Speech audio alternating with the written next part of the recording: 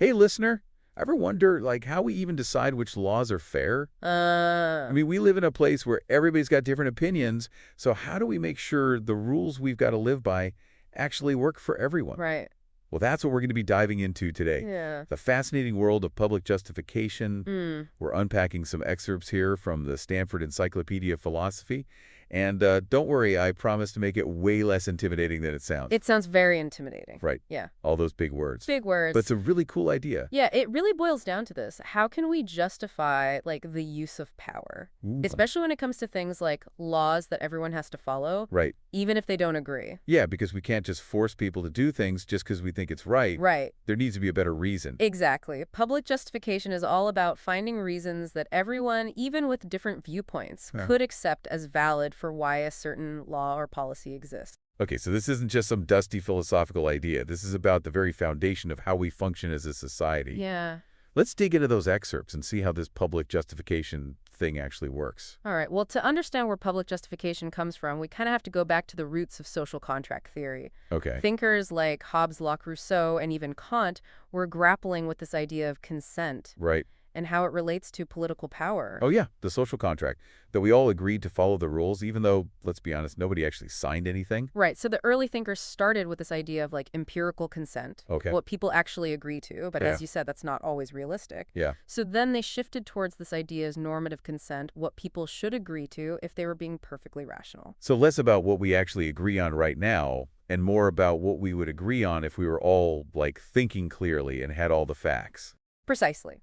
Then Kant came along and he first introduced this idea of public justification. Okay. It didn't really gain traction until much later in the 1990s, thanks to John Rawls. Oh, Rawls. Okay, so what was Rawls' take on it? Well, Rawls was dealing with what he called reasonable pluralism, the very real fact that in a free society, people are going to have different yet completely reasonable views on, core values. Which makes total sense. But then how on earth do we find justifications for laws in a world where people disagree fundamentally on so much? Well, Rawls offered a crucial principle to guide us, the public justification principle, or PJP. PJP? It states that a law is only truly justified if every single person can find a good enough reason to endorse it, even if their reasons are totally different. Every single person. Wait, hold on. So let's say I think a law is good for one reason, and you think it's good for a totally different reason. That still counts. That's the beauty of it. The PJP recognizes that different people might support the same law for completely different reasons. Okay. It's not about everyone thinking alike. It's about different reasons all converging on a common outcome. Okay, I'm starting to see how this works. It's like a puzzle where all the pieces fit together, Right. even if they're different shapes and colors. Yeah. But before we get too far, I have to ask, what makes a reason good enough in the first place? That's where things get interesting. Okay. We have to ask, does a good reason need to be something someone actively believes right now?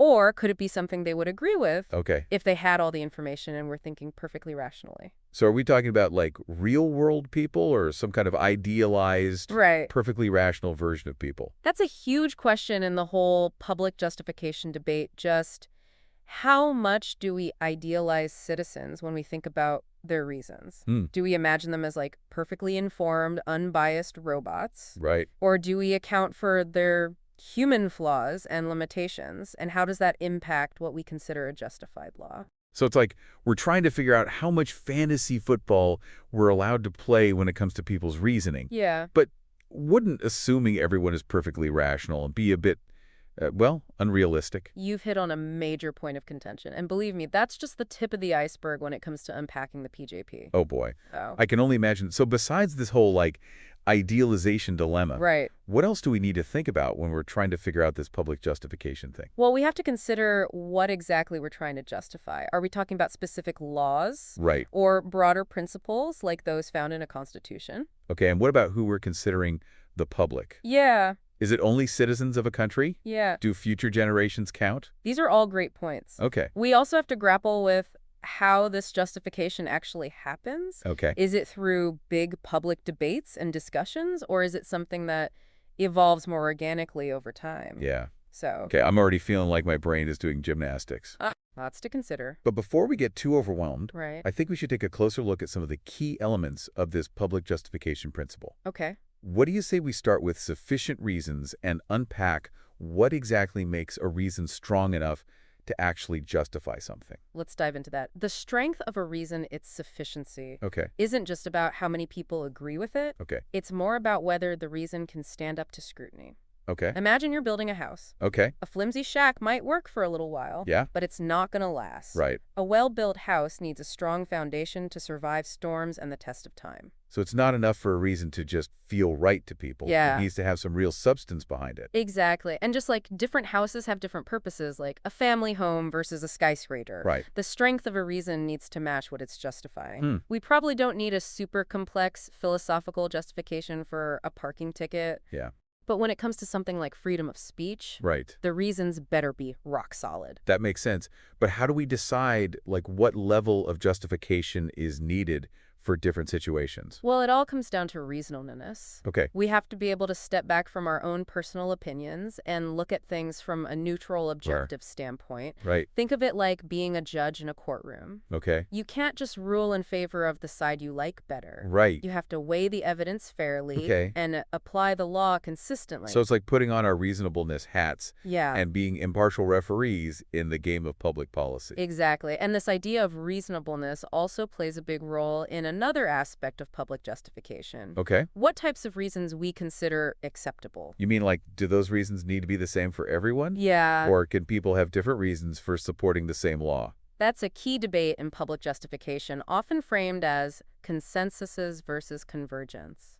Okay, let's break those down. Okay. What's consensus all about? Think of consensus theorists as architects who love a universal blueprint. Okay. They believe that for a law to be truly justified, everyone needs to agree on the same basic reasons for supporting it. Okay. It's like everyone agreeing on the exact same design for a house, the layout, the materials, everything. So everyone's singing from the same reasonableness as hymn sheet. Exactly. But as you can imagine, getting everyone to agree on every single reason can be pretty tough. Yeah. Especially in a diverse society where people have such a wide range of values, that's where convergence theory comes in. Convergence sounds a bit more flexible. It is. Convergence theorists are like architects who embrace a more eclectic style. Okay. They say it's okay for people to have different reasons for supporting the same law, Okay. as long as those reasons are all valid and can coexist. Right. Imagine a house where each room has a totally different style. Mm-hmm. Maybe one is modern, one is Victorian, and one is rustic. I like that analogy. So it's less about everyone agreeing on every detail and more about, like, different paths leading to the same destination. Precisely. It's about making sure that everyone has solid reasons for their support, Yeah. even if those reasons are built on different foundations. Okay. I think I'm getting that, but I'm still kind of hung up on this whole idealization thing. How do we decide how much we need to, like, upgrade people's reasoning when we're thinking about public justification? Are we pretending everyone has a PhD in philosophy? That's a question that philosophers argue about all the time. Yeah. There's a whole spectrum when it comes to idealization. Okay. On one end, you have people's actual real-world reasoning with all its flaws and biases. Uh-huh. On the other end, you have perfectly rational beings who know all the facts and make decisions based on pure logic. So on one hand, we have, like, realistic reasoning, and on the other, we have reasoning on steroids. Huh. That's a great way to put it. Of course, most theorists land somewhere in between those extremes. Right. We need to assume people are capable of being reasonable. Yeah. But we also can't pretend they're flawless robots. Right. It's like we're trying to find that sweet spot between respecting people's autonomy and acknowledging that we all make mistakes sometimes. Absolutely. And this idea of idealization becomes even more important when we consider what exactly we're trying to justify. Remember, we talked about granularity. Right. Whether we're justifying a specific law or a broader principle. Yes. Like something in a constitution. So how does idealization play into that? Think about it this way. If we're trying to justify a parking ticket, Okay. we probably don't need to assume people are perfectly rational geniuses. Right. Parking rules are usually pretty straightforward. Yeah, it's not exactly a philosophical dilemma. But when we're dealing with something like, say, freedom of speech, that's when idealization becomes more crucial. Okay. The reasons supporting that kind of fundamental right need to be strong enough to withstand any challenge. Because the stakes are much higher when we're talking about the core principles of a just society. Exactly. It's like the difference between building a garden shed and building a skyscraper. Right. You don't cut corners on the foundation of a skyscraper, and you shouldn't skimp on the reasoning behind fundamental rights. Makes sense. So we've covered sufficient reasons, reasonableness, consensus versus convergence and idealization. Okay. What else is there to consider when it comes to this whole public justification puzzle? Well, we also need to think about how public justification actually happens in the real world. Yeah. Is it a formal process, like a courtroom trial? or something more informal and organic. Right, because so far we've been talking about these ideas in a very theoretical way. Yeah. How does it all play out in practice? Well, there are a few different schools of thought on that. Some theorists believe that public justification requires actual dialogue and debate, where people openly share their ideas and try to persuade each other. So like a giant town hall meeting where everyone gets to voice their opinions. Exactly. Others focus more on finding principles that are inherently fair and reciprocal, even if people don't actually sit down and debate them. So it's less about the process of arguing and more about the outcome being just. Right. Then you have theorists who see it as a kind of bargaining process where people negotiate and try to reach agreements that benefit everyone involved. Like a giant game of let's make a deal where everyone tries to get the best possible outcome. You could say that. And finally, you have evolutionary theorists who believe that public justification doesn't necessarily require any conscious deliberation or agreement at all. Interesting. They think that justified norms just naturally emerge over time through a process of social evolution. So it's like survival of the fittest for ideas. The most reasonable and justifiable ones eventually win out. Exactly. It's like how languages evolve. Nobody planned it, but certain words and phrases become more common because they're more effective. Wow, so many different ways this whole public justification thing can supposedly work. But I have to ask, is there any guarantee that it actually will work? That's the million-dollar question. Right. And honestly, there's no easy answer. Okay. Public justification is an ongoing process, and there's always a chance it could fail. Yeah. Maybe people are unwilling to engage in reasoned debate, or maybe they just can't agree on what a good enough reason is. Right. So even with all this philosophy, there's no magic formula to ensure we have a perfectly just society. Unfortunately not. But that doesn't mean we should give up on the whole idea of public justification. In fact, I think understanding these concepts is more important now than ever, especially in a world where people seem to be more divided than ever. It's like we need a reasonableness software upgrade to deal with all the complexities of the 21st century. I like that. But before we get too carried away with the idealism, we should probably talk about some of the challenges and criticisms of public justification. Yeah. Sure, not everyone buys into this whole thing. I was just thinking that. What are some of the objections people have raised? Well, one common criticism is that it's just too idealistic. Public justification assumes people are going to be rational and engage in good faith debate. Yeah. But the reality of politics is often much messier than that. Because in the real world, decisions aren't always based on logic and reason. Right. Right? Sometimes it's more about who has the most power or who can shout the loudest. You got it. Another criticism is that public justification can't address every important issue. Some things like deeply personal moral beliefs are just too subjective to be resolved through public reason. So are you saying there are some things that are off limits when it comes to public justification? That's a tough question, and there's no easy answer. Okay. But even if we acknowledge its limitations, public justification is still a valuable framework for thinking about how we make decisions as a society. It encourages us to see common ground, respect different perspectives, and ensure that the use of power is legitimate. It's like we're trying to build a bridge between individual freedom Right. and collective responsibility. Yeah. And public justification is one of the tools in our toolbox. I like that analogy. And like any tool, it's important to understand both its strengths and weaknesses. Okay, so we've explored the history of public justification, dug into the public justification principle, and even talked about some of the challenges. Right. But I want to circle back to something you mentioned earlier, the liberty principle. How does that fit into the bigger picture? The liberty principle is like a safety net that protects individual freedoms from being trampled in the name of public justification. Okay. It basically says that we should start with the assumption that people should be free and that any restriction on that freedom needs extra justification to be legitimate. So it's like a reminder that public justification isn't a free pass for the government to do whatever it wants. Exactly. Individual rights still matter. And it's not just about protecting people from the government. It's also about fostering a culture that values individual autonomy and diversity of thought.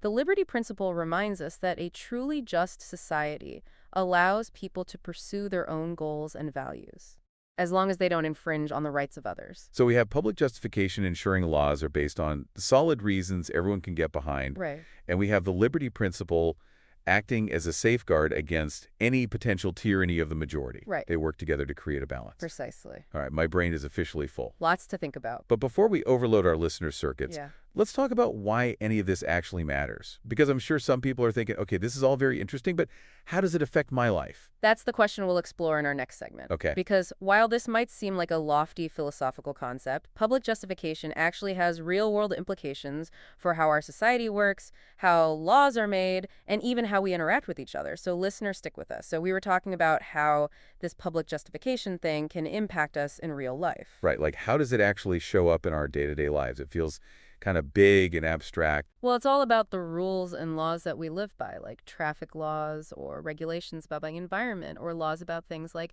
healthcare and education. Oh, so it's not just about those super controversial issues you always hear about on the news? No, not at all. Yeah. Every single law, even the little ones, need to be justified to the people.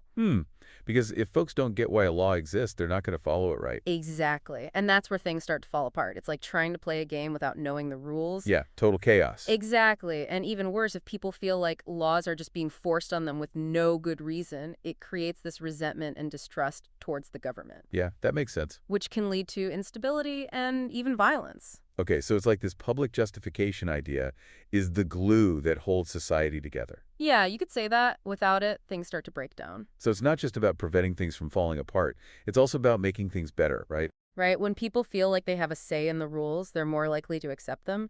And when laws are based on solid reasons that everyone gets, it makes it easier to figure out how to improve them or change them as our values evolve. That's a really cool way to think about it. So it's like a feedback loop that helps us keep refining and improving our laws over time. Exactly. I'm starting to see how powerful this concept can be. Do you have any examples of how public justification has actually led to positive change? Oh, definitely. The civil rights movement is a perfect example. Think about how activists were able to so clearly explain why things like segregation and discrimination were wrong. They appealed to our shared values of equality and fairness, and they presented strong evidence that those very values were being violated. Wow, so they basically won the public justification argument, and that opened the door for actual changes in the law. Precisely. And we see the same thing happening all the time with other movements like environmentalism and LGBTQ rights. Public justification is about making things fairer for everyone. This is making me feel hopeful, but let's be real here. This whole public justification thing sounds like a ton of work. It requires a lot of open communication and critical thinking from everyone, right? It definitely does. And it's not a one-time thing. It's a process that we always need to be working on. But understanding these ideas can actually help us become better citizens. It's like if we know the rules of the game, we can be more effective players. I like that analogy. So next time you come across a law or a policy that you don't understand or agree with, don't just get upset about it. Ask yourself, what are the justifications for this? And do those justifications actually hold up? It's like putting on our public justification glasses and really examining the world around us. Exactly. And don't be afraid to have respectful conversations with people who might see things differently.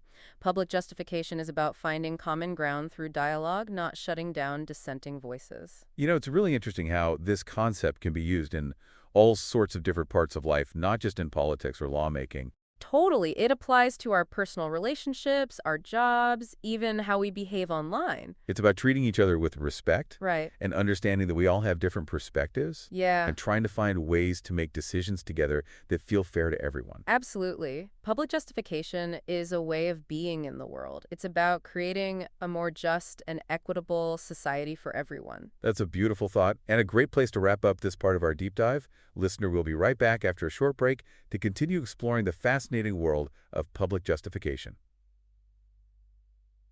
Welcome back, listener. We've been unpacking this whole idea of public justification, but now let's talk about how it actually affects us in real life. Yeah, public justification, it's kind of like the foundation of a healthy democracy. It helps to hold a diverse society together, ensures the rules we live by are fair and legit, even if we don't personally agree with every single one. Okay, so paint me a picture here. How does this show up in our daily lives? Give me some examples.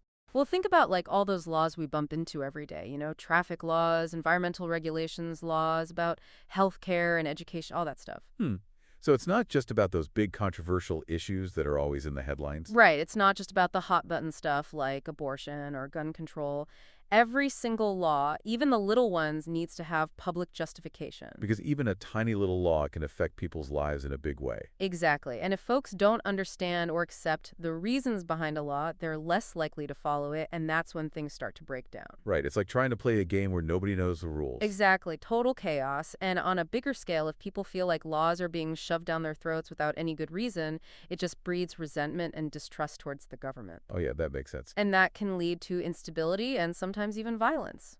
Okay, so public justification is like the oil that keeps the gears of society turning smoothly. Yeah, I like that analogy. Without it, things get rusty and eventually grind to a halt. And it's not just about keeping things running smoothly, right? It's also about making things better. Absolutely. When people feel like they have a voice in shaping the rules, they're more likely to buy into the outcome. And when laws are rooted in solid justifications that everyone can understand, it becomes much easier to see where things might be falling short Okay. or where we need to update things to reflect our values. So it's like this feedback loop that's always helping us to refine and improve things over time. Precisely. A great example of this is the civil rights movement. Okay. One of the key reasons it was so successful was because activists were able to articulate really clearly why segregation and discrimination were wrong. They appealed to those shared values of equality and fairness, and they had the evidence to show that those values were being violated. So they basically won that public justification argument. And that paved the way for legal and social change. Exactly. And we see this same dynamic at play in a lot of other social movements too, like environmentalism and LGBTQ plus rights. Public justification isn't just about preserving the status quo, it's about creating a more just world for everyone. This is honestly making me feel inspired. But being realistic for a second, achieving public justification, that's got to be a lot of work, right? It takes open dialogue, critical thinking, a willingness to compromise. Oh, for sure. It's not easy and it's a never-ending process. But that doesn't mean we shouldn't strive for it. In fact, I think that really understanding the ideas behind public justification can help us become better, more engaged citizens. Like if we know how the game works, we can be more effective players. Right. So the next time you encounter a law or a policy that you don't get or you disagree with, don't just get frustrated. Take a step back and ask yourself, what are the reasons for this? And do those reasons make sense? Put on those public justification glasses and really examine the situation. Exactly. And don't be afraid to have respectful conversations with people who have different viewpoints. Remember, public justification, it's all about finding common ground through dialogue, not shutting down dissenting voices. That's such an important point. You know, this whole idea of public justification, it's not just limited to politics and lawmaking. It applies to so many areas of life. I agree. It's relevant to our relationships, how we function in our workplaces, how we interact online. It's really about how we treat each other and how we make decisions together. It's about recognizing that we all come from different places and finding ways to make things work for everyone. Yeah. Public justification at its core, it's about respect, finding common ground, making sure that decisions feel fair and legitimate to everyone involved. Wow, this has been such an eye-opening deep dive. Public justification, it's not just some dusty old philosophical idea. It's a vital part of a healthy society, and it's something we can all practice in our daily lives. I'm glad to feel that way. And remember, this is just the beginning of your exploration. There's a whole world of thought out there about public justification. So keep learning, keep thinking critically about these ideas. So listener, take what you've learned today and apply it to your own life. Question those justifications you encounter, engage in thoughtful debate, and strive to be an active, informed citizen. Because public justification is something we can all participate in to create a more just and equitable world. Absolutely. By engaging with these ideas, we can build a society where power is used fairly and where everyone feels heard and respected. That's a future worth striving for. Thanks for joining us on another Deep Dive.